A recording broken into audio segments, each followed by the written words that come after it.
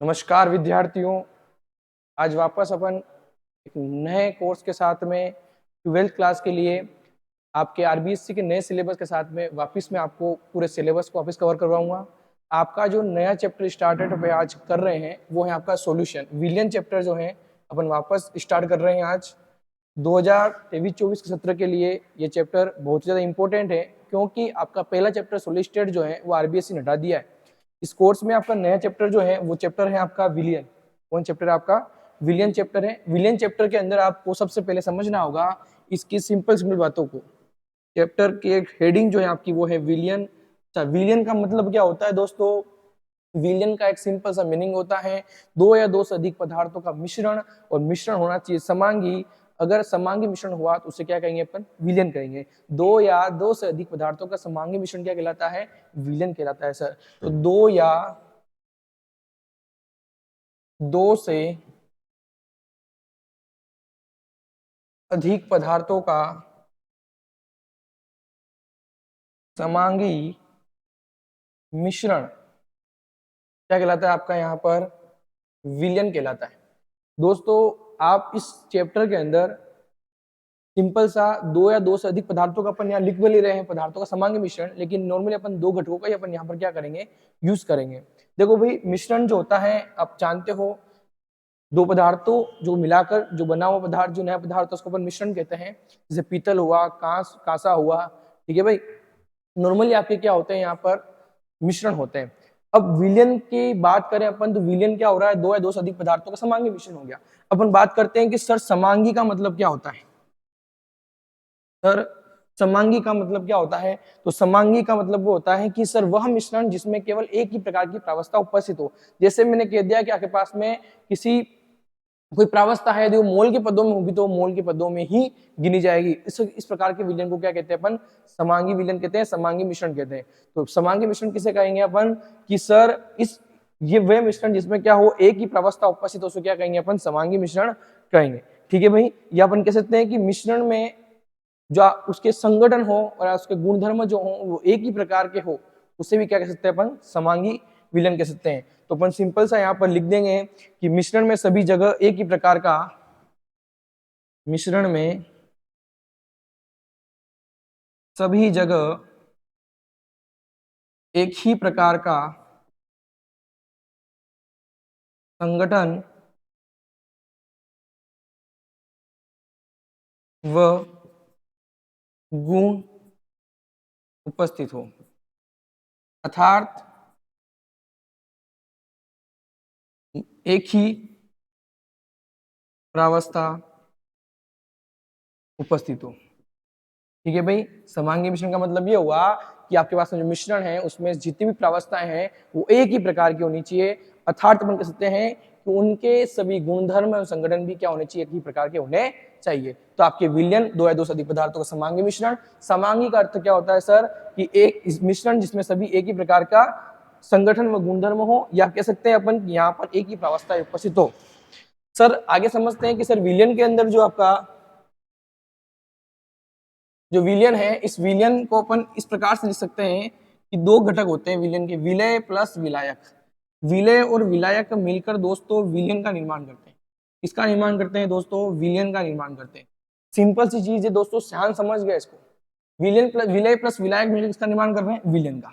मैं विलय को हमेशा ए से रिप्रेजेंट करूंगा और विलायक को मैं हमेशा बी से रिप्रेजेंट करूंगा। क्लियर हुआ? और विलयन जो है हमारा क्या होगा? ए प्लस बी होगा। मैं संकेत भी आपको साथ साथ समझा जा रहा हूँ, संकेत का विशेषकर ध्यान रखें। आगे अपन कुछ इकाइयों के बारे में पढ़ेंगे, वहां फॉर्मूले अपन संकेत के ऊपर डिपेंडेंट रहेंगे, तो आप संकेत को अच्छे से कवर करें। विलय को मैं ए से रिप्रेजेंट करूंगा, विलायक को मैं बी से रिप्रेजेंट करूंगा, विलयन ए प्लस बी होगा। सिंपल सी बात है। सर विलय विलायक का मतलब क्या हुआ? सिंपल सी बात है, आपके पास में विलयन हुआ, विलयन में दो या दो से अधिक पदार्थ होंगे। मतलब ये हुआ कि कोई पदार्थ अधिक मात्रा में होगा और कोई पदार्थ क्या होगा? कम मात्रा में होगा। विलयन के अंदर उपस्थित जो पदार्थ अधिक मात्रा में उपस्थित हो उसे क्या कहेंगे अपन? विलायक। और विलयन में उपस्थित वह पदार्थ जो कम मात्रा में उपस्थित हो उसे क्या कहेंगे अपन? विलय कहेंगे। कुल मिला के जो घुलता है वो विलय होगा, और जो जिसमें घुलता है वो क्या होगा? विलायक होगा। तो विलय में कह सकता हूं सिंपल टर्म में, जो घुलता है।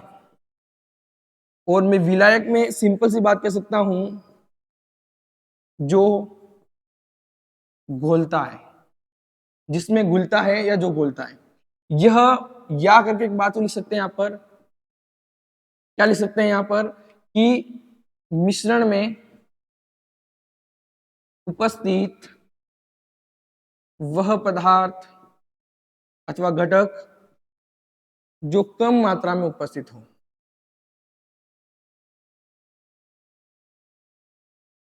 और यहां अपन बात कर सकते हैं विलायक जो मिश्रण में क्या हो, जो मिश्रण में जो अधिक मात्रा में उपस्थित हो। सिंपल चीजें हैं, आप इन टर्म्स को थोड़ा समझ लीजिएगा। एक सिंपल सा इंट्रोडक्शन है विलयन के बारे में। इसे विलयन क्या होता है, दो या दो से अधिक पदार्थों का समांगी मिश्रण होता है। इसमें समांगी का मतलब क्या हुआ कि यदि पूरे विलयन के अंदर जो प्रावस्था है वो एक ही प्रकार की होनी चाहिए। सिंपल सी बात है सर, विलयन विलय और विलायक दो प्रकार के घटकों से मिलकर बना होता है। विलय को मैं ए से रिप्रेजेंट करता हूं, विलायक को मैं बी से रिप्रेजेंट यहाँ पर करूंगा। सिंपल सी बात है सर, विलय क्या होता है कि जो मिश्रण में घुलता है, जो विलयन जो है उसमें जो घुल रहा होगा वो विलय होगा, अर्थात जो कम मात्रा में उपस्थित होगा वो क्या होगा, विलय। विलय का मतलब क्या हुआ सर कि जो अधिक मात्रा में होगा, अर्थात कह सकते हैं कि जो घोल रहा होगा वो कौन सा क्या होगा, विलायक होगा। सिंपल सी टर्म्स हैं, आपको पता होनी चाहिए। अब आगे बात करता हूं मैं यहाँ पर कि जो आपका विलयन है वह विलयन कितने प्रकार का हो सकता है। तो विलयन के प्रकार, विलयन कितने प्रकार का हो सकता है, विलयन किस किस टाइप के हो सकते हैं। तो सिंपल सी बात है सर कि विलयन के अपन सिंपल बात करें तो विलयन 9 प्रकार के बन सकते हैं नॉर्मली, विलय की प्रावस्था एवं विलायक की प्रावस्था के आधार पर। विलय ठोस विलायक द्रव हो, विलय ठोस विलायक गैस हो, विलय ठोस विलायक ठोस हो, इस प्रकार से अपन 9 प्रावस्थाएं बना सकते हैं। और नॉर्मली विलयन ठोस प्रकार की बात करें, ठोस विलयन, द्रव विलयन और आपके किसकी बात होगी, गैसीय विलयन की बात होगी। इस चैप्टर के अंदर अपन मैक्सिमम जो बात करेंगे वो द्रव्य विलयनों के बारे में बात करेंगे। द्रव्य विलयनों के ही आगे क्या करेंगे अपन, गुणधर्म, उनके मात्रात्मक आकलन, उनके गुणात्मक आकलन के बारे में अपन अध्ययन करेंगे। बच्चों चैप्टर को ध्यान समझेगा कि विलयन के प्रकार की बात करता हूं मैं सर, विलयन के प्रकार किस टाइप के हो सकते हैं। तो देखना भाई, यहाँ पर विलयन के प्रकार में अपन विलय लिख देते हैं, विलायक लिख देते हैं, और विलयन का प्रकार किस प्रकार का होगा, तो विलयन का प्रकार, और हम बात करेंगे किसकी, उदाहरण की। दोस्तों विलय जो होगा, यदि मैं मान लेता हूं विलय मेरा ठोस हुआ और विलायक भी मेरा कैसा हुआ, ठोस, ठीक है। विलय मेरा द्रव हुआ तो विलायक कैसा हुआ मेरा, ठोस। विलय मेरा कौन सा हुआ, गैस, तो विलायक कौन सा होगा सर, ठोस। यदि विलायक ठोस रहा, ध्यान समझिएगा इस बात को, यदि विलायक ठोस रहा तो विलयन भी किस प्रकार का होगा, ठोस विलयन होगा। विलयन भी किस प्रकार का होगा दोस्तों, ठोस विलयन होगा। इस बात को आप अच्छे से कंप्लीट कर ले। विलय ठोस द्रव गैस हो सकता है, यदि विलायक ठोस रहा तो विलयन कैसा होगा सर, ठोस होगा। अब मैं बात करता हूं सर, विलय ठोस हुआ और विलायक भी ठोस हुआ तो उसका एग्जाम्पल क्या हो सकता है। इसका एग्जाम्पल सिंपल सा है कि कॉपर, इसका एग्जाम्पल सिंपल सा हो सकता है कि जो कॉपर है, कॉपर में सोने का या एयू ओरम का मिश्रण, ये किस प्रकार का विलयन हो जाएगा आपका, ठोस मिश्रण हो जाएगा। इस प्रकार का मिश्रण हो जाएगा, ठोस मिश्रण हो जाएगा। दोस्तों यदि विलय द्रव प्रावस्था में है और विलायक यदि किस प्रावस्था में है, ठोस प्रावस्था में, इस प्रकार का विलयन का उदाहरण क्या हो जाएगा, तो सिंपल सी बात है सोडियम अमलगम, ठीक है। तो sodium amalgam, amalgam, amalgam, amalgam का मतलब क्या होता है, सोडियम व Hg का मिश्रण, पारे का मिश्रण, मरकरी का मिश्रण। और मरकरी कमरे के टेम्परेचर पर किस अवस्था में होती है दोस्तों, द्रव अवस्था में होती है। सिंपल सी बात है, क्लियर हुआ यहाँ तक। सिंपल सा एक छोटा सा एग्जांपल और हो जाएगा यहाँ पर, विलय यदि गैस प्रावस्था में हुआ और विलायक यदि ठोस प्रावस्था में है तो इसका उदाहरण क्या हो जाएगा, तो सिंपल सा क्या हो जाएगा सर कि यदि विलय गैस प्रावस्था में है, विलय किस प्रावस्था में है, गैस प्रावस्था में, और विलायक किस प्रावस्था में हो, ठोस प्रावस्था में, तो सिंपल सी बात है H2 में लेड का मिश्रण, H2 मतलब हाइड्रोजन गैस में लेड का मिश्रण। तो H2 में लेड का मिश्रण किस प्रकार का एग्जांपल हो जाएगा, यहाँ पर गैस ठोस का एग्जांपल हो जाएगा। सर यहां से आप बता रहे हो लेकिन क्वेश्चन किस टाइप का आएगा, सर क्वेश्चन किस टाइप का आएगा, तो सिंपल सा प्रश्न पूछेंगे आपसे, एक एस से ठोस विलयन का उदाहरण दीजिए जिसमें विलेय प्रावस्था ठोस हो या विलेय प्रावस्था गैस हो या विलेय प्रावस्था द्रव हो। तो अभी क्वेश्चन भी कराएंगे आपको। 3 टाइप अपन ने पढ़ चुके हैं। पहला ठोस विलयन अपन बताया है। ठोस विलयन में विलेय प्रावस्था विलायक प्रावस्था के आधार पर अपन 3 भागों में इसको बांट सकते हैं। एग्जाम्पल मैंने आपको बता दिए हैं, एग्जाम्पल का थोड़ा सा ध्यान में रखें। नेक्स्ट में बात करता हूं यहां पर, इसी को अपन आगे बढ़ा लेते हैं। सेकंड जो आपके पास में टर्म आती है वो टर्म रहेगी आपकी कौन सी, विलेय। यदि आपके कौन सा रहा, चलो विलायक की बात करते हैं। विलायक में यहाँ पर द्रव रख देता हूं, कौन से रख देता हूं, द्रव। 3 द्रव प्रावस्था हो सकती है और अपने पास में बदल सकता है यहाँ पर ये चीजें। विलेय यहाँ पर ठोस हो सकता है, विलेय यहाँ पर द्रव हो सकता है और विलेय यहाँ पर कैसा हो सकता है, गैस हो सकता है। सिंपल सी बात है सर कि यदि विलायक द्रव प्रावस्था में होगा तो यहाँ पर विलयन भी किस प्रावस्था का होगा, द्रवीय विलयन होगा। कौन सा विलयन होगा सर, द्रवीय विलयन होगा। सिंपल चीजें हैं। अब सर इनके एग्जाम्पल की बात बताओ सर आप, यदि ठोस प्रावस्था और मैं किसकी बात करूं, द्रव प्रावस्था की बात करूं, तो सर विलेय होना चाहिए ठोस और विलायक होना चाहिए द्रव। तो इस एग्जाम्पल को किस प्रकार से रिप्रेजेंट कर सकते हैं अपन, तो इस एग्जाम्पल को अपन रिप्रेजेंट कर सकते हैं। इसका पहला एग्जाम्पल का जो हो जाएगा आपका, इसका पहले वाले का जो एग्जाम्पल हो जाएगा वो हो जाएगा आपका पास में जल में घुला हुआ या जल में घुला ग्लूकोज का विलयन, ग्लूकोज का विलयन। सिंपल सा है कि जल में घुला हुआ ग्लूकोज का विलयन किसका उदाहरण हो जाएगा, तो इसमें विलेय प्रावस्था जो होगी वो ठोस होगी और आपके पास में विलायक प्रावस्था जो होगी वो कौन सी होगी, द्रव होगी। जल द्रव है और ठोस में आपके ग्लूकोज आ जाएगा। सिंपल सा एग्जांपल इसका हो जाएगा। सर द्रव विलेय प्रावस्था में हो और विलायक प्रावस्था में भी क्या हो, द्रव हो, तो इस प्रकार का एग्जाम्पल क्या हो जाएगा, विलेय भी द्रव हो और विलायक भी द्रव हो। तो सिंपल सा एग्जाम्पल है, खुश हो जाओगे। क्या एग्जाम्पल है, जल में एथेनॉल का मिश्रण। अरे सर जल में क्या मिला रहे हो, एथेनॉल मिला रहे हो, C2H5OH मिला रहे हो, बर्फ के साथ में एथेनॉल मिला रहे हो। तो किसका एग्जाम्पल हो गया सर, द्रव, द्रव का एग्जाम्पल हो गया। सिंपल सा है। यदि विलेय प्रावस्था गैस हो और विलायक प्रावस्था द्रव हो, ये बहुत अच्छा एग्जाम्पल हो सकता है। इसका क्या एग्जाम्पल हो जाएगा थर्ड नंबर का, कि जल में घुली ऑक्सीजन, जल में घुली ऑक्सीजन इसका एग्जाम्पल हो जाएगा कि विलेय प्रावस्था गैस और विलायक प्रावस्था द्रव हो। तो जल में घुली ऑक्सीजन, जल क्या है यहाँ पर, विलायक प्रावस्था द्रव, और ऑक्सीजन घुल रही है, जो घुलता है वो विलेय होगा और विलेय कौन सा हो गया आपके पास में यहाँ पर, ऑक्सीजन गैस हो गई। सिंपल सिंपल टर्म्स हैं, याद हो जाने चाहिए।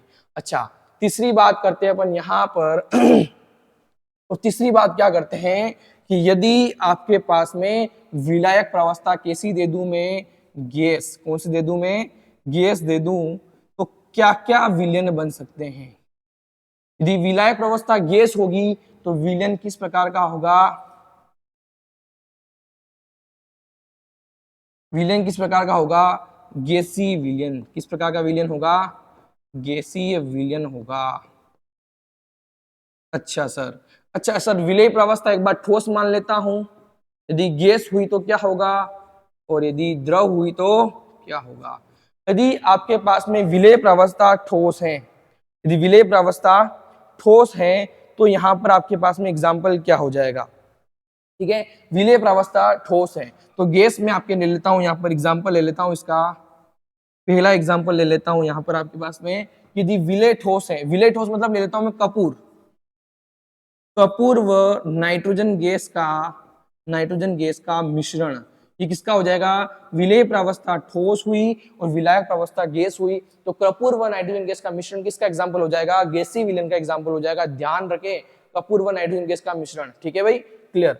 अच्छा सर गैस प्रावस्था और गैस प्रावस्था की एग्जाम्पल क्या हो सकते हैं, गैस प्रावस्था और गैस प्रावस्था के एग्जाम्पल तो बहुत सारे हैं सर, मैं सिंपल सा मान लेता हूं, ऑक्सीजन और नाइट्रोजन गैस का मिश्रण भी किसका एग्जाम्पल हो जाएगा, गैस और गैस प्रावस्था एग्जाम्पल हो जाएगा। सर द्रव प्रावस्था और गैस प्रावस्था एग्जाम्पल क्या हो सकते हैं, तो द्रव प्रावस्था और गैस प्रावस्था एग्जाम्पल हो जाएंगे sir chloroform, chloroform plus nitrogen gas का मिश्रण, गैस का मिश्रण, ये किसके एग्जाम्पल हो जाएंगे यहाँ पर आपके द्रव और गैस का मिश्रण हो जाएगा। क्लोरोफॉर्म का फॉर्मूला क्या होता है सर? CaCl3।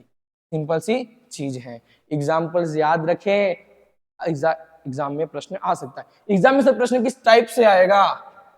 एग्जाम में प्रश्न किस टाइप से आएगा? देखो भाई प्रश्न किस टाइप से आएगा, लिख लो। प्रश्न नंबर 1, एक ऐसे ठोस विलयन का उदाहरण दे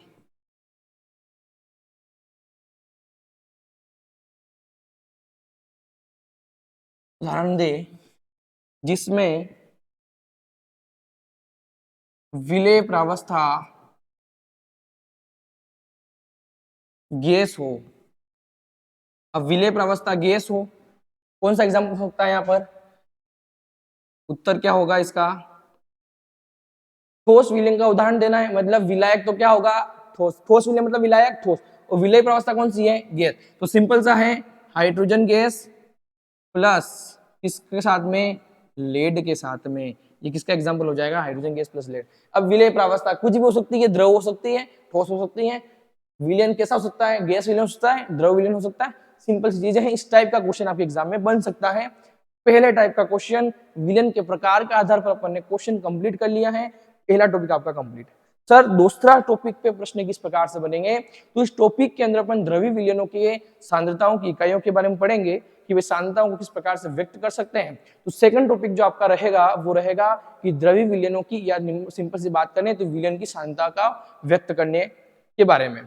तो विलयन की सांद्रताओं को किस प्रकार से अपन व्यक्त करेंगे, तो सेकंड टॉपिक में आपका स्टार्ट करता हूं। यहाँ पर कौन सा रहेगा सेकंड टॉपिक? कि भाई आपके पास में विलयन की सांद्रताओं को व्यक्त करना, विलयन की सांद्रताओं को व्यक्त करना।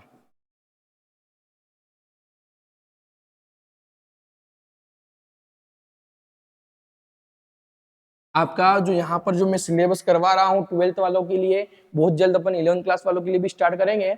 ये जो सिलेबस हो रहा है आपका, सबसे पहले अपन आरबीएससी का जो सिलेबस है राजस्थान बोर्ड का, उसके अकॉर्डिंग चलेंगे। चल अपनी एनसीईआरटी रही है, आप बेझिझक होकर इस टॉपिक से, जो टॉपिक आपको पढ़ाया जा रहा है वहां से आप नीट की तैयारी भी कर सकते हो। सिंपल सी टर्म्स में आपको अच्छी तरीके से यहाँ पे कवर करवा रहा हूँ। विलयन की सांद्रताओं को व्यक्त करना, किस प्रकार से व्यक्त करेंगे, एनसीईआरटी को ध्यान में रखना। इस चीज में ध्यान रखना कि जब भी मैं आपको केमिस्ट्री पढ़ा रहा हूं तो आप एनसीईआरटी को पढ़ने के बाद आप एनसीईआरटी के क्वेश्चन जरूर सोल्व करें। लगभग मैक्सिमम क्वेश्चन आपके एनसीईआरटी से ही लेऊंगा, लेकिन आप एक बार एनसीईआरटी के अभ्यास प्रश्न, एनसीईआरटी के पाठ्यक्रम प्रश्न अच्छे से कवर करें। क्लियर हुआ दोस्तों? अच्छा, विलयन की सांद्रता को किस प्रकार से अपन व्यक्त करेंगे, तो व्यक्त किस प्रकार से करेंगे, इसको व्यक्त करने से पहले अपन पूछ लेते हैं सांद्रता ही होती क्या है, सांद्रता होती क्या है। तो सर सांद्रता के बारे में अपन बात करें तो सांद्रता को अपन किस प्रकार से बता सकते हैं? ठीक है, देखो विलयन है आपका, इस विलयन में उपस्थित विलेय की एक निश्चित मात्रा सांद्रता को व्यक्त करती है। विलयन में उपस्थित विलेय की मात्रा को क्या कहेंगे? उस विलयन की सांद्रता कह देंगे। तो विलयन में उपस्थित विलेय की एक निश्चित मात्रा उसकी सांद्रता को क्या करती है? व्यक्त करती है। तो मैं लिख देता हूं यहां पर कि विलयन की निश्चित मात्रा में उपस्थित विलयन में उपस्थित विलेय की निश्चित मात्रा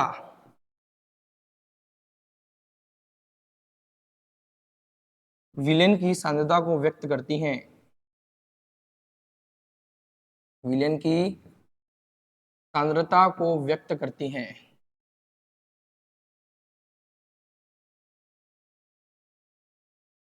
सिंपल सी बात है, यदि विलयन में विलेय की मात्रा अधिक होगी तो विलयन गाढ़ा होगा, अर्थात विलयन अधिक सांद्र होगा। अपन इसे बोलते हैं ना कि विलयन अधिक सांद्र मतलब विलयन गाढ़ा है। गाढ़ा इसका मतलब क्या? विलेय की मात्रा जो क्या हो चुकी होगी? बढ़ चुकी होगी।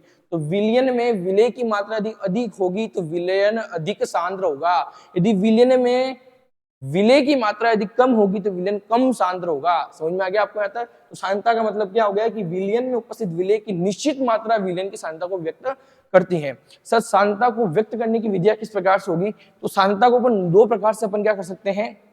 व्यक्त कर सकते हैं। एक तो होती है मात्रात्मक और एक गुणात्मक।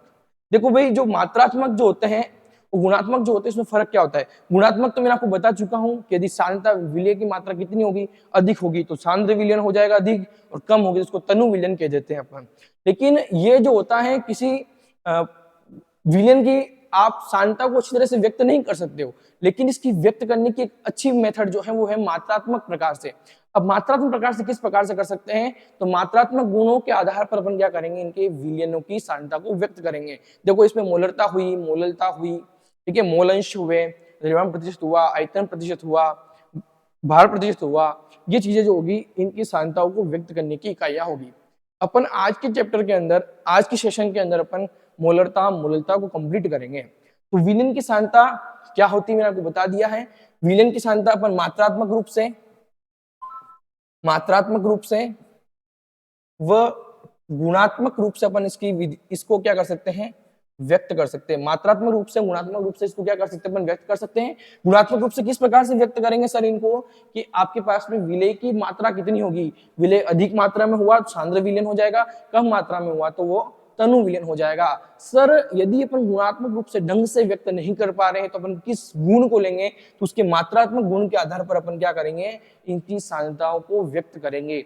अब मात्रात्मक गुण के आधार पर सांद्रताओं किस प्रकार से व्यक्त करेंगे, तो अपन पहली चीज जो स्टार्ट करते हैं मात्रात्मक गुणों के आधार पर, पहली जो स्टार्ट होती है व्यक्त करने की विधि वो होती है अपनी मोलरता। क्या होती है सर, मोलरता। ध्यान से समझे इसको, मोलरता इज वेरी इंपॉर्टेंट टॉपिक। और मोलरिटी जो होगी वो आपके एग्जाम में प्रबल चांस है कि एग्जाम में प्रश्न पूछे जाएंगे। देखो सर, मोलरता को सबसे पहले अपन जो है स्टार्ट करते हैं कैपिटल एम से इसको रिप्रेजेंट करते हैं। मोलरता को किससे रिप्रेजेंट करते हैं सर, कैपिटल एम से रिप्रेजेंट करते हैं। मोलरता का मतलब क्या होता है कि सर 1 लीटर विलियन में उपस्थित विलय की मात्रा एक लीटर विलयन उपस्थित विलय की मात्रा उस विलयन की मोलरता कहलाती है।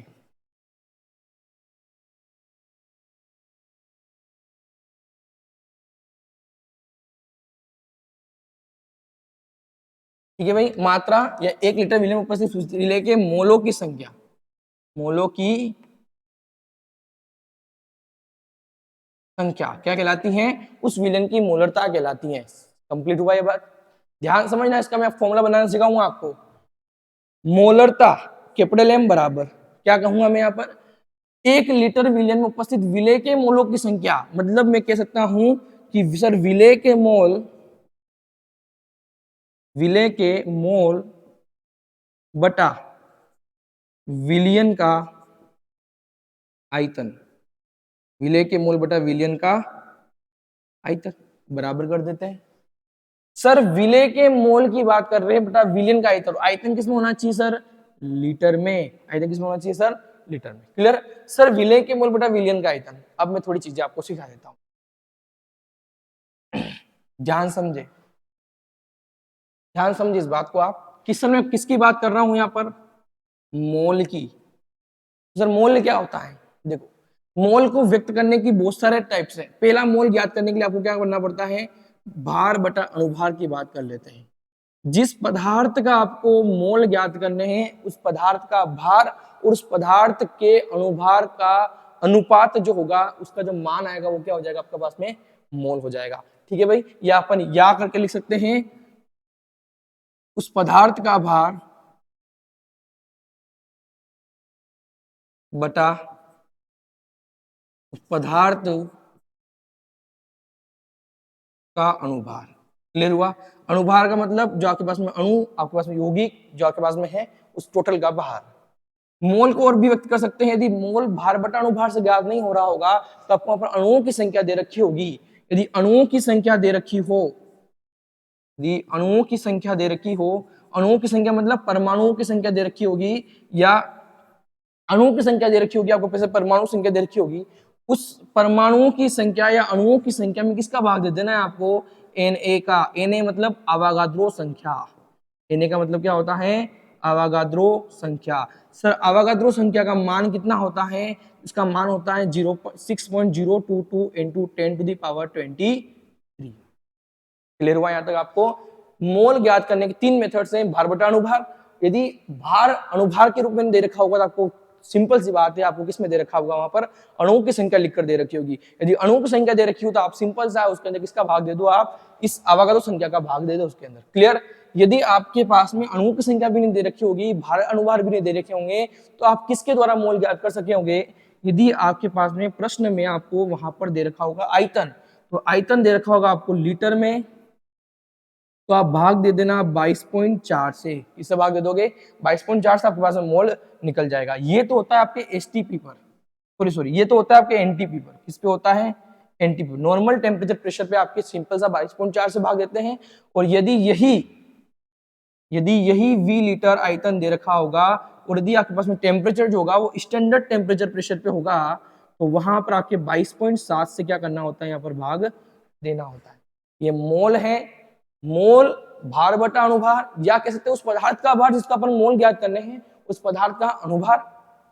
मोल बराबर अणुओं की संख्या बटे अवागाद्रो संख्या। यदि आपको भार अनुभार में दे रखा हो तो इसमें दे रखा होगा, इसमें भी दे रखा होगा तो फिर वी लीटर में दे रखा होगा। नॉर्मली अपन जो है नॉर्मल टेम्परेचर प्रेशर की बात करते हैं, 22.4 से आप नॉर्मली भाग दे देना, आपके पास मोल आ जाएंगे। तो मोल को रिप्रेजेंट किससे करते हैं, तो मोल को रिप्रेजेंट करते हैं अपन किससे, एन से। सर छोटी बातें और बता दो, हमें क्या बता देते हैं। यदि विलय की बात करते हैं तो विलय को रिप्रेजेंट किससे करते हैं सर, विलय को रिप्रेजेंट करते हैं ए से। किसे रिप्रेजेंट करते हैं, ए से। विलायक को किससे रिप्रेजेंट करते हैं, तो विलायक को रिप्रेजेंट करते हैं सर बी से। तो सर मैं एक बात पूछूं आपसे, क्या कि सर विलय के मोल को किससे रिप्रेजेंट करेंगे, विलय के मोल को किससे रिप्रेजेंट करेंगे, तो विलय के मोल को लिखेंगे अपन एन ए, विलय के मोल। सर विलायक के मोल को किस प्रकार से रिप्रेजेंट करेंगे, तो अब तो आप बता दोगे, आपके मन में आ गया होगा क्या, एन बी। सिंपल सा है। यदि आपके पास में विलय विलायक हो गया, मोल हो गया, सर आपसे पूछ ले भार को किससे रिप्रेजेंट करेंगे, तो भार को रिप्रेजेंट करेंगे डब्ल्यू से। अब सर भार विलय का भार होगा, विलायक का भार होगा, विलय के भार को डब्ल्यू ए से रिप्रेजेंट कर देंगे, विलायक के भार को डब्ल्यू बी से रिप्रेजेंट कर देंगे। सिंपल सा है, ये विलय का भार हो जाएगा और ये किसका भार हो जाएगा, विलायक का भार हो जाएगा। ये किसका भाग हो जाएगा, विलायक का भार हो जाएगा। सिंपल है ना। अब देखो सर, भार की बात हो गई, सर अणुभार की बता दो। सर अणुभार को किससे रिप्रेजेंट करेंगे, तो सर अणुभार जो होगा,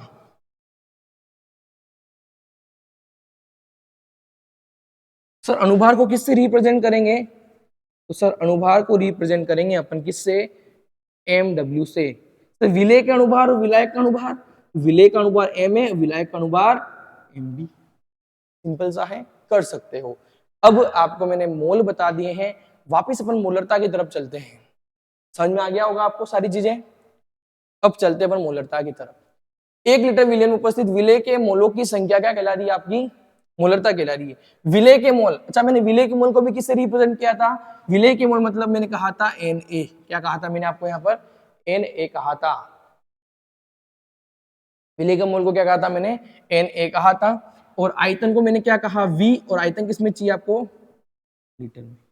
मान लिया जाए प्रश्न में आपको मोल दे ही नहीं रखे हो, तो आप क्या कर सकते हो, विलय के मोल को ज्ञात कर सकते हो। विलय के मोल किस आधार पर ज्ञात करेंगे, सर विलय का भार बटा विलय का अणुभार। सिंपल सी बात है, इंटू नीचे क्या आ जाएगा, वी लीटर में। सर मान लिया जाए वी लीटर में नहीं देकर एमएल में दे रखा होगा। केमिस्ट्री में बहुत सारे एक्सपेरिमेंट करते हैं, लीटर में तो कुछ लेते नहीं अपन किस में लेते हैं, एमएल में ही लेते हैं। तो सर एमएल में दे रखा होगा तो क्या करेंगे, सर एमएल में दे रखा होगा तो अपन इसको क्या करेंगे, एमएल में दे रखा होगा तो लीटर में तो अपन को चाहिए, तो लीटर में लेने के लिए अपन क्या करेंगे, ऊपर 1000 से मल्टीप्लाई कर देंगे, 1000 से भाग देंगे, डिवाइड करेंगे तो ऊपर चला जाएगा, 1000 से मल्टीप्लाई हो जाएगा। तो यहां से 1000 में मल्टीप्लाई हो गया upon M A into V, किस में आ जाएगा यहाँ पर, एमएल में। समझ में आ गया। मेन फॉर्मूला आपने ये डिराइव किया कि सर मोलरता जो होगी, इसका अगर आपको भार अणुभार दे रखा होगा, आयतन वी एमएल में दे रखा होगा, तो अपन क्या मोलरता ज्ञात कर सकते हैं क्या, तो हाँ सर अपन मोलरता ज्ञात कर सकते हैं। सर फॉर्मूला कैसे आया, तो सर फॉर्मूला इस प्रकार से आया। मोलरता कैपिटल एम से रिप्रेजेंट करते हैं, विलय के मोल को मैंने Na लिखा, बता चुका हूं मैं आपको, विलयन का आयतन वी लीटर में है, विलय का मोल, मोल बराबर क्या होता है, भार बटा अणुभार इंटू वी लीटर में है। लीटर को मैंने एमएल में चेंज किया तो मैंने ऊपर किसका गुणा कर दिया, 1000 का मल्टीप्लाई कर दिया। क्लियर हुआ, आपके पास में फॉर्मूला बन के ये आ जाता है। क्लियर। सर इसके मात्रक की बात करें, मात्रक क्या होगा इसका, तो सर मात्रक की बात करें तो मात्रक क्या हो जाएगा, ऊपर तो क्या है मोल, नीचे क्या है आयतन, तो मोल बटा आयतन मतलब मोल, मोल पर क्या हो जाएगा यहाँ पर लीटर, मोल पर लीटर, या अपन इसका कैपिटल एम, या अपन इसको लिख सकते हैं मोलर, क्या लिख सकते हैं, क्या लिख सकते हैं दोस्तों, मोलर। क्लियर है, मोलरता का टॉपिक ये कंप्लीट हो चुका है मेरी तरफ से, ये आपका मोलरता है। मोलरता कैपिटल एम से रिप्रेजेंट करते हैं 1 लीटर विलियन में उपस्थित विलेय के मोलों की संख्या, विलेय के मोल बटा विलेयन का आयतन, विलेय के मोल को इस प्रकार से रिप्रेजेंट करते हैं। लास्ट में फॉर्मूला डिराइव किया अपन ने, मात्रक अपन यहाँ पर लिख चुके, मोल लीटर इनवर्स लिखा हुआ तो भी घबराना मत, पर लीटर में है ना हो जाएगा। क्लियर हुआ क्या, कुछ क्वेश्चंस कर लेते हैं, कुछ न्यूमेरिकल कर लेते हैं, इनके ऊपर डिपेंड करें स्टार्ट न्यूमेरिकल को। एक एनसीईआरटी का ही न्यूमेरिकल ले लेता हूं मैं यहाँ पर, और एनसीईआरटी का जो न्यूमेरिकल अपने पास में आता है वो न्यूमेरिकल क्या रहता है आपका, उस विलयन की मोलरता की गणना करें जिसमें 5 ग्राम NaOH, उस विलयन की मोलरता कैपिटल एम की गणना करें जिसमें 5 ग्राम NaOH, 5 ग्राम NaOH 450 ml जल ई विलयन में या जल में घुला हो, 450 ml 5 ग्राम NaOH 450 ml विलियन में घुला हो, 450 ml विलियन में घुला हो, तो सिंपल सा इसका सॉल्यूशन हो जाएगा। क्या बोल रहा है, देखो आप न्यूमेरिकल को किस प्रकार सोल्व करेंगे, पूछा क्या है उस विलयन की मोलरता ज्ञात करें, अब मोलरता ज्ञात करनी है आपको, तो मैंने कहा सर मुझे कैपिटल एम ज्ञात करना है।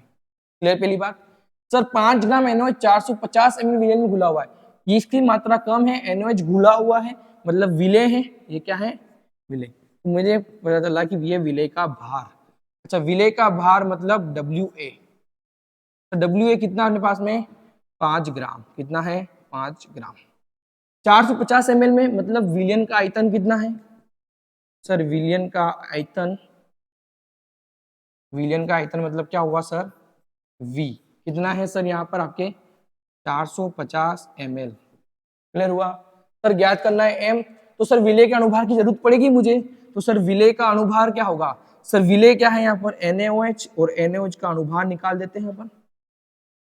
अनुभार कैसे निकालते हैं, कुछ नहीं करना होता है, सोडियम का भार कितना होता है 23.5, ये थोड़ा सा 23 होता है, प्लस ऑक्सीजन का कितना होता है 16, प्लस हाइड्रोजन कितना होता है 1, टोटल कितने हो जाएंगे यहाँ पर 40, कितने हो जाएंगे 40।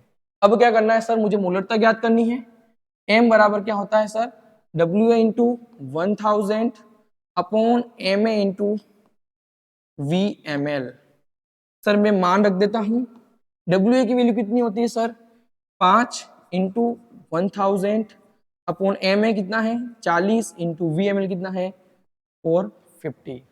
सिंपल सा है, एक जीरो से एक 2 जीरो यहाँ पे कट जाएंगे, ये 9 बार कट जाएगा, और ये 2 और ये 5 बार, मतलब ये आ जाएगा आपके पास में 5/18।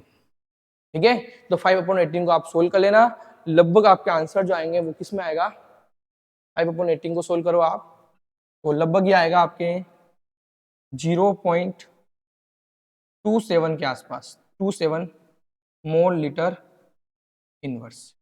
ठीक है दोस्तों, मोल लीटर इनवर्स, ठीक है 278 के आस 278 मोल लीटर इनवर्स। तो ये आपके सामने नॉर्मल सॉल्यूशन है आपका। दोस्तों इस प्रकार का आपके पास में न्यूमेरिकल सेक्शन में प्रश्न आ सकते हैं बोर्ड में नॉर्मली। क्या प्रश्न पूछा, उस विलेन की मोलरता ज्ञात कीजिए, इसमें 5 ग्राम NaOH 450 ml में विलेन में घुलाओ। ज्ञात क्या करना है दोस्तों, m दे क्या रखा है, विलेय का भार WA दे रखा है 5 ग्राम, विलेन का आयतन दे रखा है आपको 450 ml, अनुभार कितना NaOH कितना दे रखा है आपको 40, फिर आपको फॉर्मूला लगाना है, बस मान रखने, सिंपल सी चीजें हैं, आपको पता होना चाहिए दे क्या रखा और ज्ञात क्या करना है, फॉर्मूला कौन सा लगाना है, इतनी बात पता चलने के बाद आपको क्लियर होता है। तो ये पता कैसे चलेगा, क्वेश्चंस को सोल्व कीजिए, एनसीईआरटी के क्वेश्चंस लगाइए, आपको नॉर्मली पता लग जाएगा। अच्छा दोस्तों एक क्वेश्चन और करते हैं इसके ऊपर अपन, क्वेश्चन कौन सा करते हैं इनके ऊपर अपन, मोलरता के ऊपर अपने पास में एक क्वेश्चन और है जिसको अपन सोल्व करेंगे।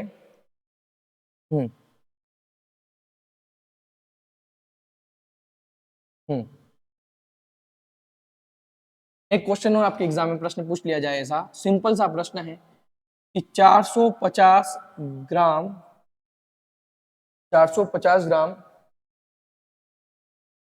शुद्ध जल की मोलरता ज्ञात करें।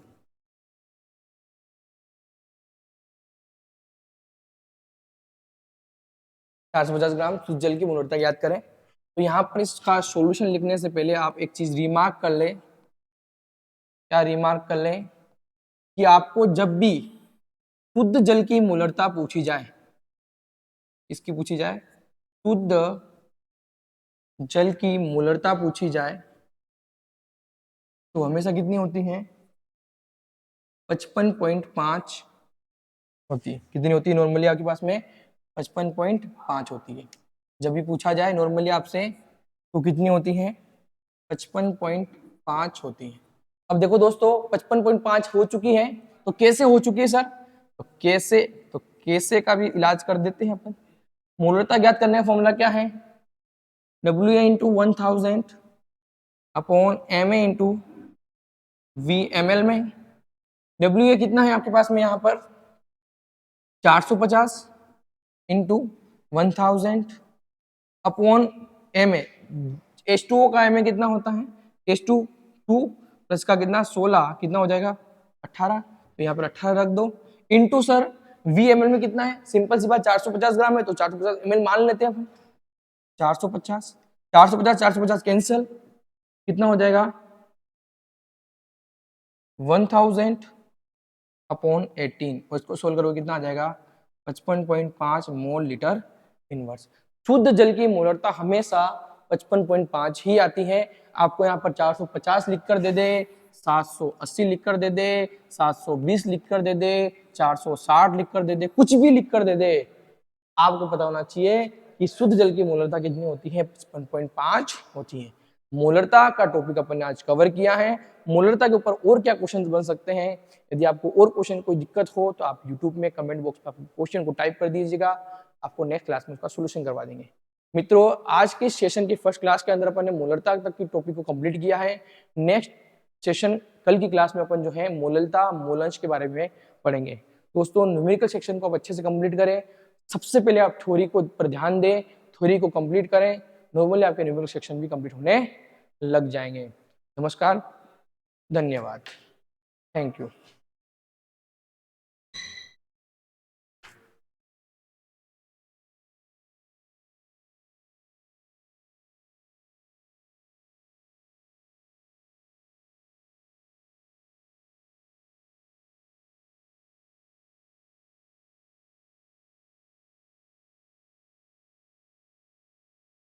सर कुछ करो ना बंद, यार चल नहीं रहा है, बंद नहीं हुआ है, वो चल रहा है कैमरा।